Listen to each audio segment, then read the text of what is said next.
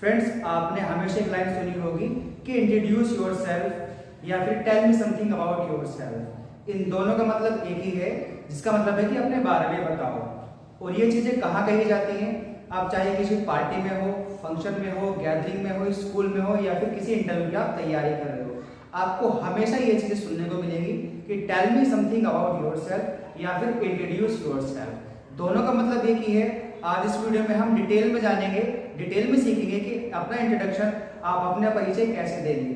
So without further delay let's begin the video. So दोस्तों, video को last तक देखते रहिए और डेफिनेटली आई गारंटी कि वीडियो के खत्म होने तक आप इस वीडियो से बहुत कुछ सीख के जाने वाले हैं। तो फिलहाल आप ध्यान दीजिए कि मेरे पीछे व्हाइट बोर्ड पे काफी कुछ मेंशन किया हुआ है मैंने, जिसको हम स्टेप बाय स्टेप सीखेंगे ताकि आपको हर एक चीज इजीली और अच्छे से समझ में आ जाए। तो सबसे पहले ध्यान दीजिए कि यहाँ पे हमने पॉइंट नंबर 1 लिखा हुआ है। तो पॉइंट नंबर 1 क्या करना है, यानी कि स्टार्टिंग है, ओपनिंग है, जहाँ पे आप ओपनिंग कुछ इस तरह से करोगे कि हेलो सर, मैम या फिर एवरीवन। अब इन तीनों में डिफरेंस समझिए।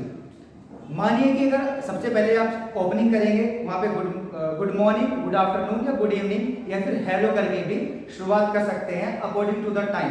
सुबह का टाइम है तो गुड मॉर्निंग, दोपहर का है तो गुड आफ्टरनून और शाम का समय है तो गुड इवनिंग करके आप स्टार्ट कर सकते हो, या फिर इन तीनों को स्किप करके आप सिर्फ हेलो बोल सकते हो।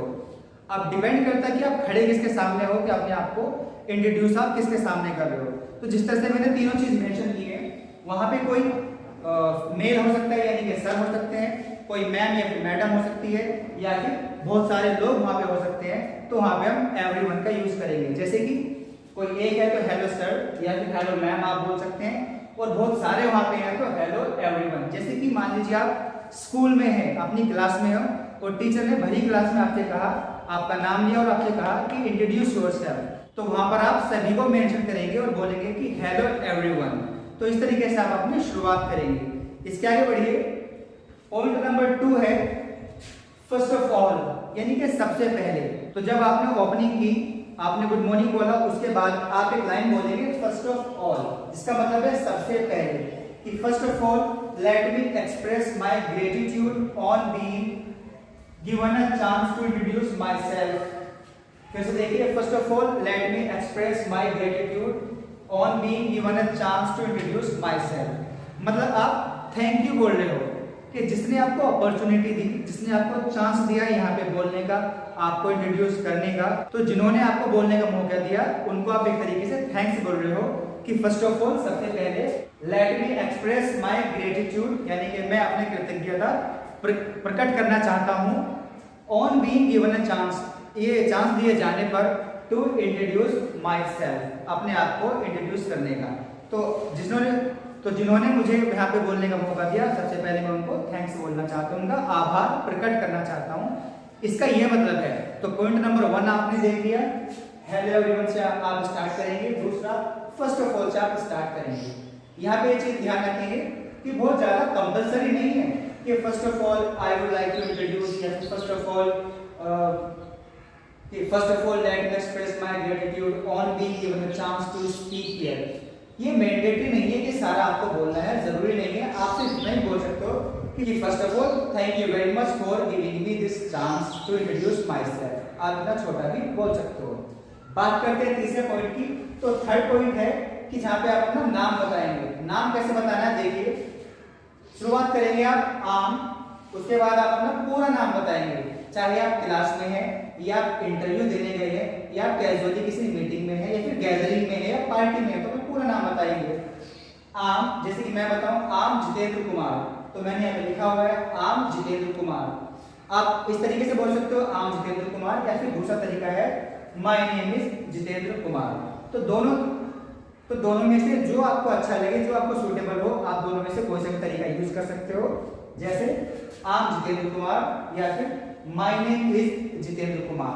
दोनों में से जो भी सूटेबल हो आप उनको लेकर यूज कर सकते हो। इसके साथ साथ आपको बताना है कि आप कहां से हैं। तो शुरुआत करेंगे साथ में एंड से। आपने अपना नाम बताया, my name is Jitendra Kumar and I belong to Meerut. जैसे कि मैं मेरठ से हूं, यानी कि मेरा जो बर्थ प्लेस है वो मेरठ है, तो आई बिलोंग टू मेरठ।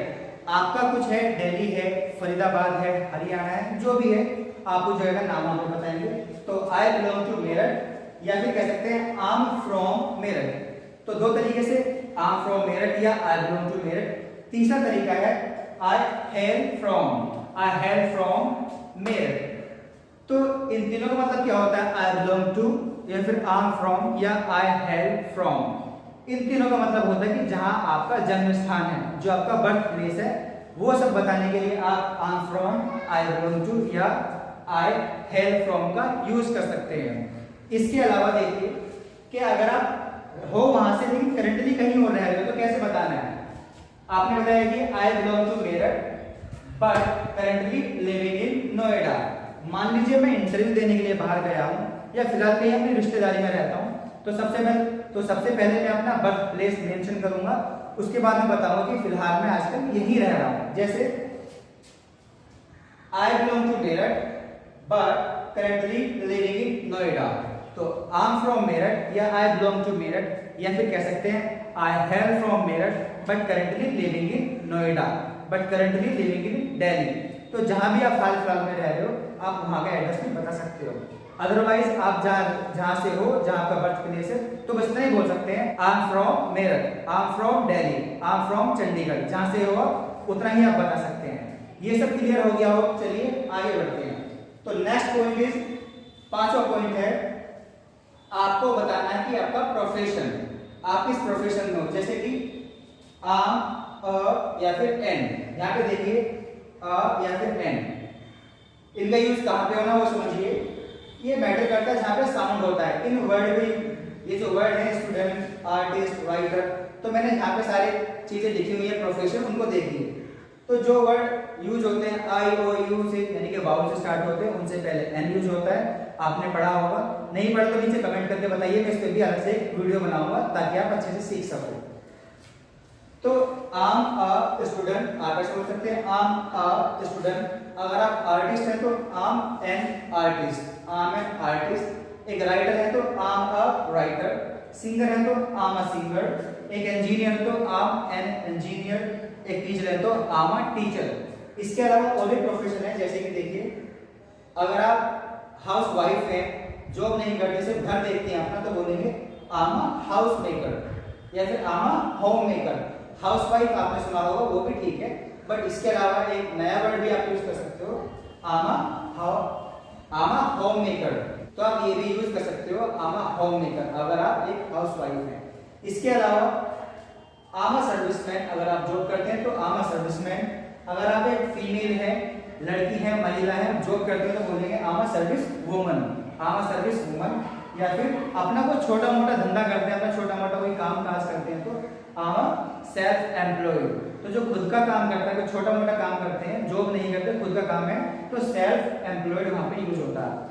इस लाइन को एक साथ देखिए, आम अ स्टूडेंट, इतना खत्म हो गया। या फिर आम अ सिंगर, आम अ आर्टिस्ट, या फिर आम अ होम मेकर, या आम अ सर्विसमैन, या फिर आम अ सर्विस वुमन, या आम सेल्फ एम्प्लॉयड। इस तरह से कह के आप अपना प्रोफेशन बता सकते हैं, क्या क्या व्यवसाय करते हो। इसके आगे देखिए 6 पॉइंट है हमारा। यहाँ पे आपको अपनी पर्सनैलिटी बताना है कि किस तरह की पर्सनैलिटी है, किस तरह का व्यक्तित्व है आपका। व्यक्तित्व मतलब आप बहुत खुश मिजाज के व्यक्ति हैं, या फिर आप बहुत जल्दी गुस्सा होने वाले व्यक्ति हैं, आप फ्रेंडली हैं, स्मार्ट हैं, या फिर आप हार्ड वर्किंग हैं।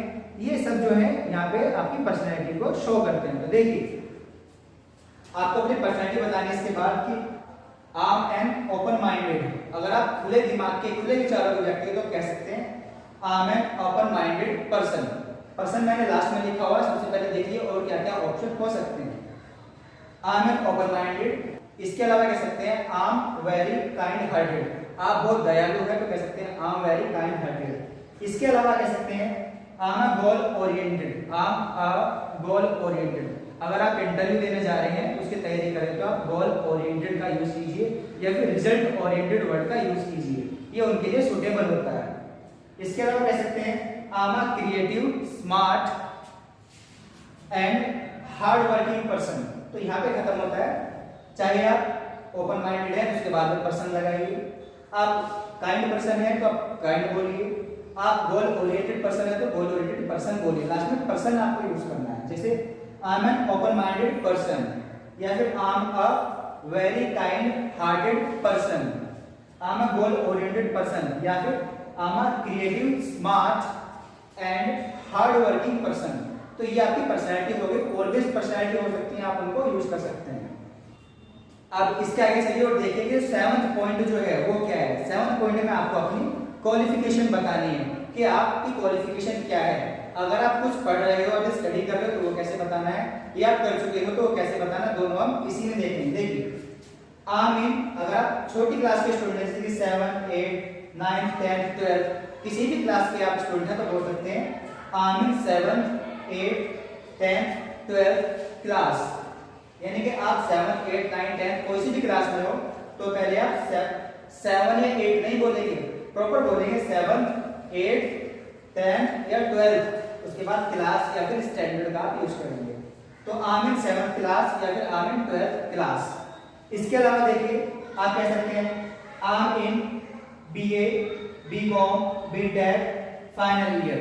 आप जिसमें भी हो, यानी कि अगर आप छोटी क्लास में नहीं हो, आप ग्रेजुएशन कर रहे हो तो बोलिए I am in BA, BCom, यानी कि जिस भी कोर्स में आप हैं, मतलब आप जो भी कोर्स कर रहे हो जैसे BA, BCom, BTech, MTech, BBA, BCA, तो आप इस तरीके से बता सकते हैं जैसे I am in BA, BCom या फिर BTech फाइनल ईयर। तो जो भी आप कर रहे हो आप इस तरीके से उसको बता सकते हो। यानी कि अगर आप उसको परस्यू कर रहे हो, पढ़ रहे हो, खत्म नहीं हुआ है, और अगर आपका ग्रेजुएशन या पोस्ट ग्रेजुएशन खत्म हो गया है, आपकी एजुकेशन कंप्लीट हो गई, तो आप किस तरीके से बताएंगे। देखिए आप बताएंगे आई हैव डन, यानी कि अगर आपने अपनी क्वालिफिकेशन कंप्लीट कर ली है तो बोलेंगे I have done BA, BCom, BTech, MTech। तो जो भी कोर्स आपने कंप्लीट किया है फिलहाल, आप वहां पे बोलेंगे I have done. I have done, अगर 12th कंप्लीट किए तो बोल सकते हैं I have done my 12th। BA, BCom, BTech complete किया है तो I have done my BA, BCom, BTech, जो भी कोर्स आपने पूरा किया है। उसके बाद आप उसकी कॉलेज या यूनिवर्सिटी का नाम मेंशन कर सकते हैं जहां से भी आपने किया है, जैसे कि I have done my BTech from college का नाम या फिर यूनिवर्सिटी का नाम। कोई कोर्स है तो यूनिवर्सिटी से बता सकते हैं या फिर कॉलेज से आप बता सकते हैं। दोस्तों उम्मीद करता हूँ यहाँ तक आपको समझ आया होगा। फिर भी मैं चाहता हूँ इसका एक स्क्रीनशॉट ले लीजिए ताकि आपको हमेशा ये काम दे। इसको अपने नोटबुक में आप स्क्रिप्ट कर सकते हो और ये आपको हेल्प करेगा। इसके आगे चलते हैं कि बाकी क्या क्या पॉइंट्स हैं, तो वीडियो में बने रहिए और देखते हैं कि बाकी के पॉइंट्स भी क्या हैं। सो दोस्तों अगला पॉइंट देखिए, नेक्स्ट 8 नंबर जो पॉइंट है हमारा, that is I am a fresher. देखिए अगर आप इंटरव्यू की तैयारी कर रहे हैं या फिर आप इंटरव्यू में बैठे हैं तो वहां पे आपको अपना एक्सपीरियंस मेंशन करना होगा कि आपको कितना एक्सपीरियंस है किसी पर्टिकुलर फील्ड में। जैसे कि अगर आप एक सिर्फ फ्रेशर हैं तो बोलेंगे आई एम अ फ्रेशर। आपने अभी अपनी ग्रेजुएशन या अभी आपने अपनी क्वालिफिकेशन कंप्लीट की है, अभी तक आपने कोई जॉब नहीं है, किसी भी तरह का कोई एक्सपीरियंस आपको नहीं है, मतलब आप एक फ्रेशर हैं, तो आप बोलेंगे आई एम अ फ्रेशर। इसके अलावा अगर आपने पहले कहीं साथ में जॉब की है पढ़ाई के साथ साथ या पढ़ाई के बाद में, तो फिर आपको किसी जॉब का एक्सपीरियंस होगा क्योंकि आपने जॉब की है। उसमें जितना भी आपको एक्सपीरियंस है आप इस तरह से बताएंगे आई हैव 3 years ऑफ एक्सपीरियंस। 3 साल, 4 साल, 2 साल या 6 महीने, जितना भी आपको एक्सपीरियंस है वो टाइम आप मेंशन कीजिए। जैसे कि मैंने यहाँ पे 3 years लिखा है, अगर 2 साल का है, 1 साल का, वो आपको टाइम मेंशन करना है अपने अकॉर्डिंग, तो हो जाएगा I have 3 years of experience in teaching, sales, cooking या कोई भी दूसरा काम हो सकता है जिसमें आपको एक्सपीरियंस है, जो भी आपने काम किया हो। तो जो भी आप पर्टिकुलर काम करके आए हैं जिसमें आप एक्सपीरियंस लेकर आए हैं, वो आप इस तरह से बोलेंगे कि I have 3 years of experience in teaching, sales या फिर कुकिंग, बैंकिंग या फिर जो भी आपने काम किया है, मैं रिपीट कर रहा हूं, वो आपको खुद ही बोलना है। इसके आगे आप देखिएगा 9th नंबर का है। इसके बाद आप अपनी फैमिली के बारे में बताएंगे कि अपने परिवार के बारे में। तो स्टार्टिंग करेंगे, now let me tell you about my family. Now let me tell you about my family, कि अब मैं आपको अपने परिवार के बारे में बताता हूं। Now let me tell you about my family. तो फैमिली के बारे में आपने शुरुआत कर दी, बताएंगे कैसे। आई लिव इन अ जॉइंट या फिर न्यूक्लियर फैमिली। इसको समझिए क्या है जॉइंट और न्यूक्लियर। जॉइंट का मतलब अगर आपका परिवार एक साथ रहता है, बहुत बड़ा परिवार है, तो उसको जॉइंट फैमिली बोलेंगे। परिवार छोटा है, अलग रहता है, ताऊ चाचा ये सब अलग रहते हैं, आप भी अलग रहते हैं अपने मम्मी पापा के साथ में, तो एक न्यूक्लियर फैमिली होगी, यानी कि सेपरेट एक अलग फैमिली होगी। तो I live in a joint और nuclear family and there are 5 members, कि मैं एक जॉइंट फैमिली में रहता हूँ जहाँ पे 5 परिवार हैं। जॉइंट फैमिली यानी कि एकल परिवार, जहाँ पे एक ही परिवार रहता है, पूरा जॉइंट परिवार रहता है। और न्यूक्लियर फैमिली यानी कि आप न्यारे हैं, अलग रहते हैं परिवार में। तो I live in a nuclear family and there are 5 members, वहाँ पे जितने मेंबर्स हैं 2 4 6, देयर आर 5 मेंबर्स। यहाँ तक आपने समझ लिया। इसके बाद आउट ऑफ यानी कि जिनमें से, out of them we are 3 siblings, जिनमें से हम 3 भाई बहन हैं। तो ये जो पर्टिकुलर वर्ड है सिबलिंग्स, इसका मतलब होता है, सिबलिंग्स का मतलब होता है भाई बहन। आप जितने भाई बहन हो उनको हम सिबलिंग्स बोलेंगे। तो आप देखिए हमने बोला there are 5 members, out of them we are 3 siblings, 4 siblings, 5 siblings. जितने भी मेंबर बताए हैं उसके अकॉर्डिंग अपने मम्मी पापा को छोड़िए और टोटल भाई बहन को काउंट कीजिए और बताइए वी आर 3 सिबलिंग्स। इसके अलावा आगे बढ़ेंगे, अब आप फादर के बारे में बताएंगे, मम्मी पापा के बारे में बताएंगे, उनका प्रोफेशन बताएंगे। My father's name is mister XYZ, मैंने मेंशन किया हुआ है, आप अपने फादर का नाम यहाँ पे मेंशन करेंगे। So my father's name is mister XYZ, यहाँ पे फादर का नाम, एंड ही इज अ या फिर एन, इसके आगे उनका प्रोफेशन हम बताएंगे। जैसे कि he is a and he is a farmer, एक फार्मर है तो ही इज अ फार्मर, एक डॉक्टर है तो ही इज अ डॉक्टर, एक इंजीनियर है तो ही इज एन इंजीनियर, तो या फिर एक एजुकेटर है तो ही इज एन एजुकेटर। तो जो भी आपके फादर करते हैं आपने साथ में वो भी बता दिया, यानी कि उनका नाम बताया और उनका आपने प्रोफेशन भी बता दिया। इसी के साथ अपने मदर के बारे में बताएंगे।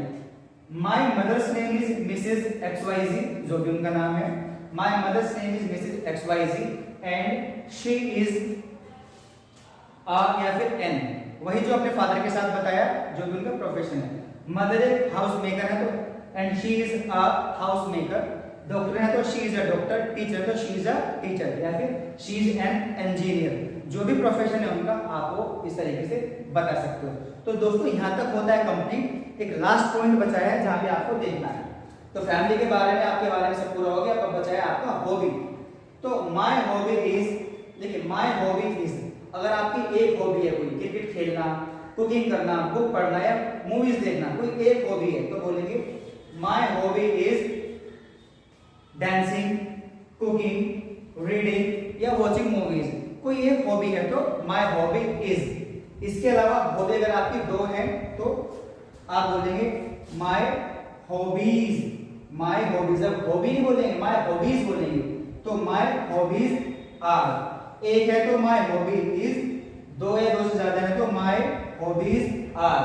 तो my hobbies are dancing and cooking, reading and watching movies. तो कुछ भी हो सकता है, आपकी हॉबी आपको पता होगा तो नीचे कमेंट कीजिए कि आपकी हॉबी क्या है।